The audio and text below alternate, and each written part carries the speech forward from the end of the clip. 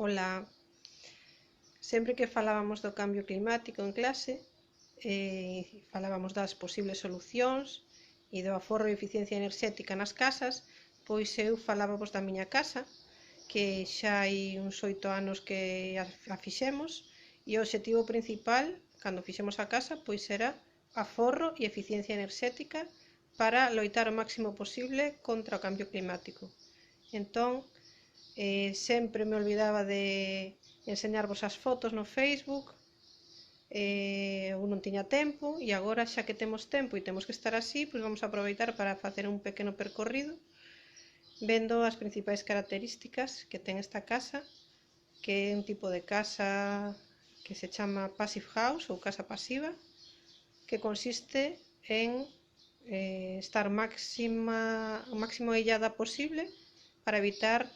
na maior medida posible as perdas de calor dentro da casa.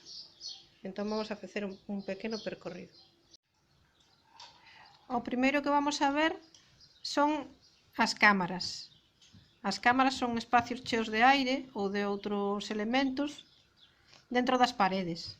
cuyo obxectivo principal é evitar perder calor. Entón, se vos fixades aquí, entre a parte de madeira que está da ventana para dentro e a parte de pedra que hai da ventana para fora, pois hai un ancho de polo menos medio metro. E dentro desa parede, pois despois da pedra, existe un espacio, unha cámara, logo existe unha estrutura de madeira, como unha parede de madeira, despois hai outra cámara, e logo estaría a parede de xeso. Vale, entón hai dúas cámaras dentro da parede. E dentro desas cámaras pois hai un material aillante que en principio iba a ser celulosa, que é moi ecolóxico, pero despois por problemas de humedade optouse por utilizar unha especie de bolas parecidas ao por spam, pero con moito grafito e con moitos poros e que se moven por dentro da cámara. Ademais, debaixo deste chan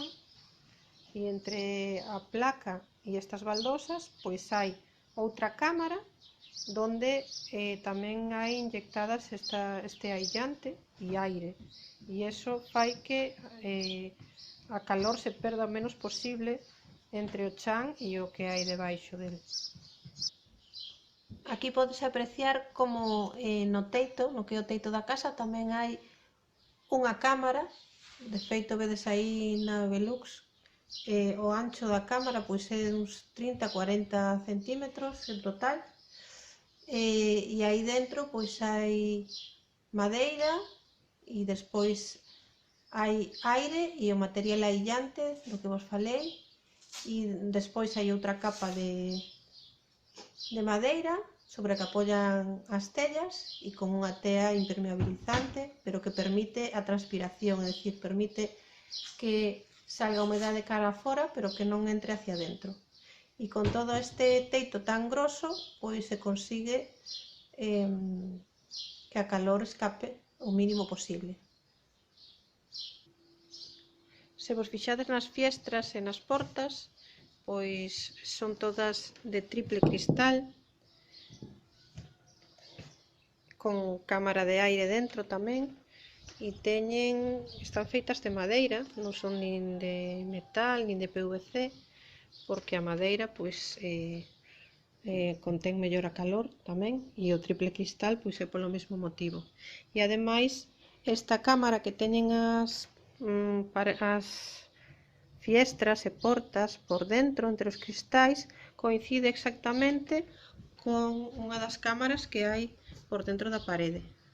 e desa maneira prodúcese a rotura da ponte térmica, que se non están ben colocadas as ventás e non coinciden exactamente coa cámara, pois hai pérdidas de calor, e desta maneira se minimizan as perdas. Con respecto aos materiais cos que está feita a casa, pois procuramos que fosen renovables, ecolóxicos na medida do posible, como por exemplo este teito de madeira, que a placa que divide a planta baixa da planta alta está feita íntegramente de madeira. Por que utilizamos tanta madeira? Ademais das fiestras, da escaleira, etc. Pois porque a madeira é un material que dá calidez, moi confortable, evita as perdas de calor e ademais permite a transpiración da casa, é dicir, permite que a auga non se condense, que marche hacia fora, e iso fai que nesta casa haya pouquísima humedade. Eso ademais está axudado por outros materiais que empregamos, como por exemplo a pintura que vedes nas paredes, que é unha pintura ecolóxica, sin derivados do petróleo e moi porosa, que permite esa transpiración da que falábamos e que impide a condensación. Esa condensación e ese exceso de humedade que hai en tantas casas de Galicia e que fai que unha temperatura de 20 grados con moitísima humedade se faga insoportable no inverno. As pinturas das portas, pois tamén, os barnices tamén son ecolóxicos. Ademais, a casa tamén incorpora un sistema de ventilación, un sistema de tubos que circulan por dentro das paredes, conectados a estas rejillas. Destas, como as dos baños, o que fan é aspirar o aire húmedo para leválo fora da casa. E estas outras, como as das habitacións, o que fan é meter aire seco dentro da casa. Xa veremos agora por qué. Esta especie de torre que vemos aquí no xardín chámase Pozo Canadiense e pois é unha torre metálica pola que entra o aire. Aquí dentro hai uns filtros e hai uns tubos que van por todo por debaixo da terra do xardín e meten o aire dentro da casa por unha máquina que está no soto e que entra por aquí, por debaixo destas tábuas. Agora vamos ver a máquina. Bueno, esta é a máquina circuladora do aire. Por aquí, por este tubo, entra o aire que procede do Pozo Canadiense, que viña por debaixo do xardín, e con eso, pois que se consigue? Pois que entre uns grados un poquinho máis quente o aire. Pasa pola máquina, por uns filtros. Aquí aproveitase tamén e se pon un filtro de polen. E, por certo, estes filtros, cando están vellos, pois hai que leválos a un punto limpo, pero non sei se vichedes un vídeo que fixen de papel reciclado onde reutilizábamos un filtro para facer o marco do papel reciclado. Bueno, pois eran un destes filtros. O aire, unha vez que entra por aquí, vai por este tubo e vai para todas as habitacións da casa e entra polas rejillas que vimos antes, de maneira que entra xa un pouquiño máis quente e seco. E ao mesmo tempo, vimos que había unhas boquillas nos cuartos húmedos, baños e cociña, que recollen o aire húmedo que ven por este tubo, volve a pasar pola máquina, e aquí hai un intercambiador de calor,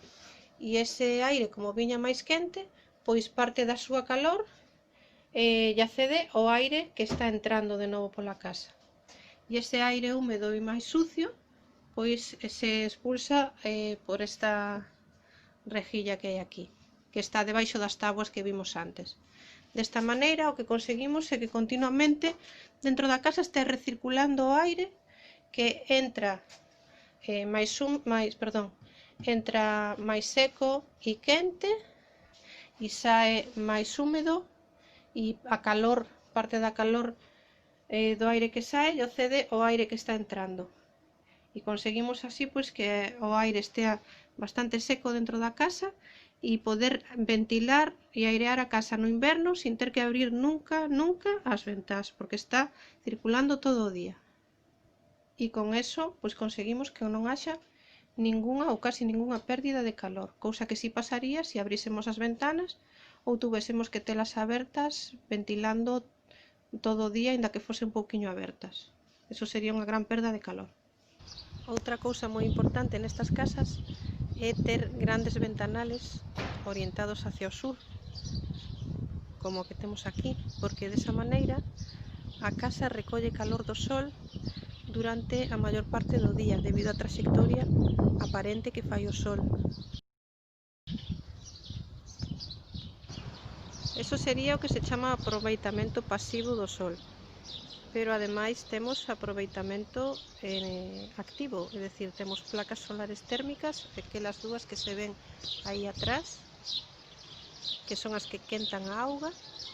para as duchas, e logo temos placas solares fotovoltaicas, que son todas esas que cubren o tellado, que son as que producen electricidade a partir da luz. Aquí temos o depósito, non lembro de cantos litros, de auga que se quenta coas placas solares, cuyos tubos se ven por aí, e a que a su vez está conectado a outro termoeléctrico máis pequeno, auxiliar, para aqueles días en que no inverno hai pouco sol e se necesita que se encenda un pouco automáticamente para quencer un pouco esta auga. De todas formas, este depósito está tan ben aillado que conserva calor durante todo o día. Entón, non é o mismo ter que quentar nun quentador eléctrico a auga fría que ven da traída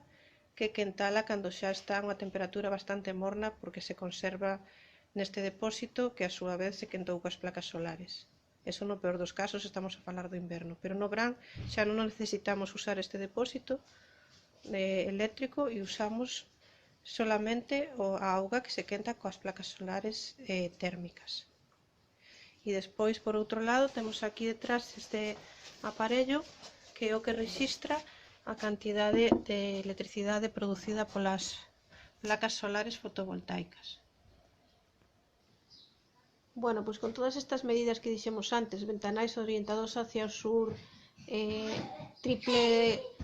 triple cámara, é dicir, cámara no chan, nas paredes, doble e no teito,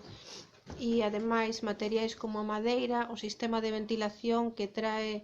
entra o aire morno e seco e retira o aire húmedo, pois con todo isto se consigue unha sensación de benestar dentro da casa,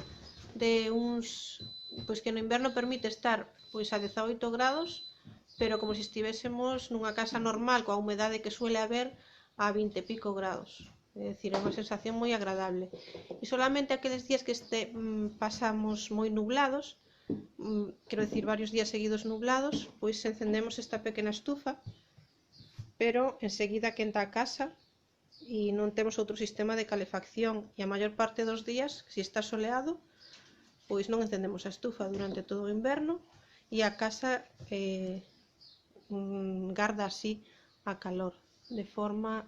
pasiva, como dixemos, sin apenas xenerar ou gastar enerxía dentro da casa. Con respecto aos electrodomésticos, pois todos son de clase A++,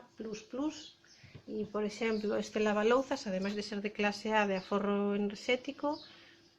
pois tamén está conectado,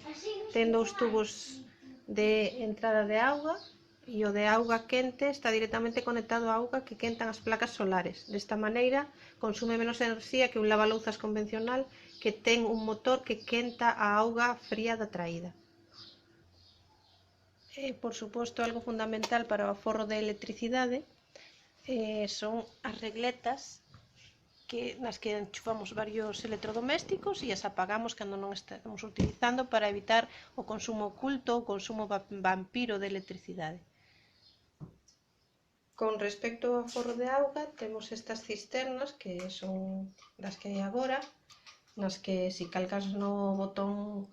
pequeno, pois gastas 3 litros e se calcas no grande, pois gastas o doble de auga, non? E con isto se permite aforrar bastante auga. Tamén temos algunha destas duchas que o que fan é introducir aire e mezclalo con auga e facer que o chorro salga con unha sensación de presión moito maior e realmente estás consumindo pois menos da mitade da auga. E para conseguir que a casa non se requente demasiado no verán, pois temos medidas pasivas tamén, como estos stores nas Velux ou nas Fiestras,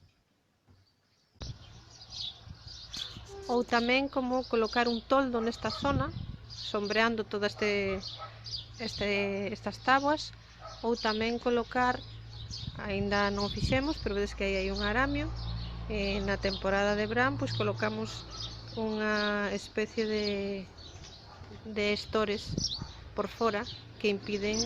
fan sombra e impiden que a casa se requente, aínda que o ideal sería ter contras, como estaba proxectado en principio nesta casa, pero por diversas circunstancias aínda non se puideron colocar. Por último, e con respecto ao aforro de auga, pois temos aquí un pozo enterrado onde a intención é recoller a auga da choiva. E de onde procede esa auga? Pois dos canalóns que aínda están sin instalar do tellado, que recollen a auga do tellado e chegarían a esas zonas do chan, e aí debaixo sí que hai enterrado uns tubos que xa está preparado para cando se coloque o canalón esa auga baixe